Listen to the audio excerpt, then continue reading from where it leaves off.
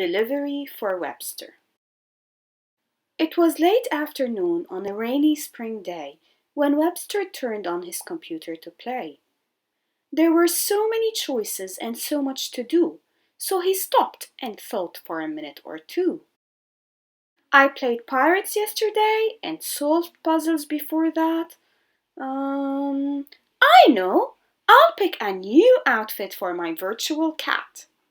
Webster sorted through hats and shoes for a bit, then chose a fine polo and a dark blue knit. He was just finishing up in the virtual shop when a window appeared on his screen with a pop! "You've won a free game," it proclaimed all in red. "Just type in your address, click here, go ahead." The game looked awesome, with dragons and knights, and Webster was dazzled by the twinkling lights. He typed in his name and address real quick, and his information was gone with one simple click. Webster waited and waited by the window for days, until finally the delivery man came his way. "Delivery for Webster," Clicky announced at the door. Webster ran for the package. He couldn't wait any more. He opened the package and his eyes grew wide. Ah! There was only a stack of magazines inside. "Ah, must be a mistake," he said, tossing them over his head. "I'm sure it'll be here tomorrow instead." Tomorrow came with another knock on the door. "Delivery for Webster," Clicky called once more. He tore the box open and looked down in dismay. This couldn't be the game. No how, no way. There were no dragons. There were no knights. In fact, it was a pair of bright yellow tights.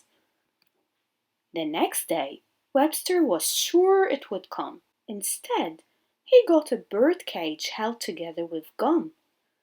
"Oh, I can't believe this. It's getting totally lame."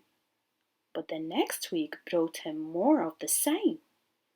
On Monday came a saucepot, Tuesday a snake.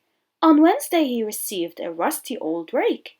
On Thursday he got a busted record player, and Friday brought him an old refrigerator. On Saturday he cried, "That's it! That's enough! I'm sick of getting this ridiculous stuff. This pile of junk can reach the North Pole. It's totally getting out of control." So he waited by the window with great anticipation. "Delivery for Webster," Clicky called in frustration. "This must be it," Webster said with a squeal. Then he tore the small brown box to reveal. "A boot? Are you kidding?" Webster exclaimed. "This is so unfair. All I want is my game." With a grumble, he threw the boot on the pile of trash. Then it wobbled and bobbled and came down with a crash. Clicky threw up his hands and said, "I've had enough. Webster, please explain where you got all this stuff." "I don't know," he replied. "I'm just really upset. All I did was order a game from the internet. I saw it on a pop-up and gave them my name. I typed in my address and waited for my game." "What happened, Webster?" Clicky asked in concern. "Did you forget the online rules that you learned?" Webster thought and he thought until it finally clicked. "Oh man!" he cried. "That pop-up was a trick!" Clicky nodded. "It looks like you got caught in a scam. Giving away your information is how this nightmare began. Before you tell anyone your name and address online, you need to ask a trusted adult if it's fine."